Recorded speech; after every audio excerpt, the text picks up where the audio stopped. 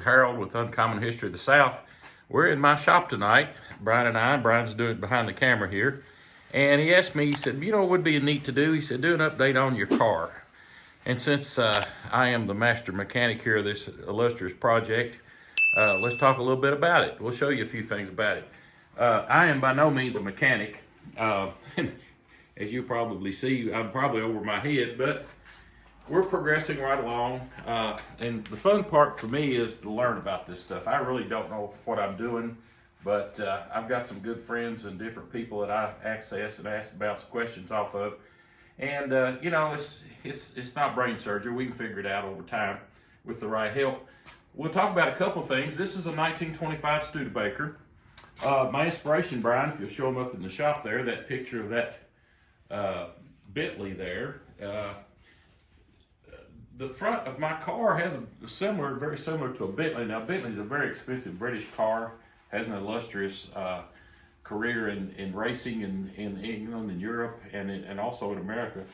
But anyway, we're going to make a speedster out of this. This car was in a fire. It was destroyed. And the best thing you do is save what you can. And for my application, we're going to make it look as much like that Bentley as we can. One of the issues we had to put new tires on it.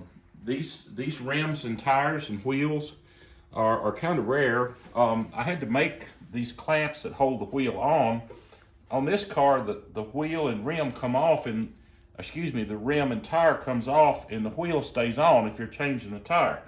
So these 6 bolts that hold, and clamps as we call them, that hold the rim on. There's another rim inside of here that I didn't know about, and I just figured it out, and I got an old rusty one, and so he said, here, take this and see if that fixes your problem. And so this is the piece that we're missing, so I've got to find that. That's not going to be easy to do. I could maybe make it, we'll see, but we're going to try to find it first. This is the engine that's going back in it. This is not a Studebaker engine. We do have the original engine, but we had some issues, and the cost involved in getting that engine in this car was going to be too much, so we went with another engine, and this is an inline 6. It replaces another inline 6 engine. This one has about probably twice as much horsepower as the other one and not as much weight. So we'll be able to get down the road a little bit quicker, hopefully. We are in the process of rebuilding it. We're getting ready to, I'm waiting on a harmonic balancer to come in, put on the front. We'll get it done. And then this car has as you can see, has a huge rear differential. Excuse me, Brian, walk in front of you here. This has this great big heavy rear end in it. It's a heavy built car. This was a big touring car, and we're gonna have to change the drive shaft and do some things to it to adapt that engine to it. But like I say, it's not brain surgery. There'll be some issues, I know.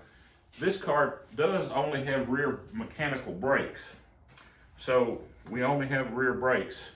And this brake rod right here that you see is just use pedal force to pull the liners against the drums to slow the car down. So it does not have power brakes. So braking is an issue, so you have to be careful, not go too fast.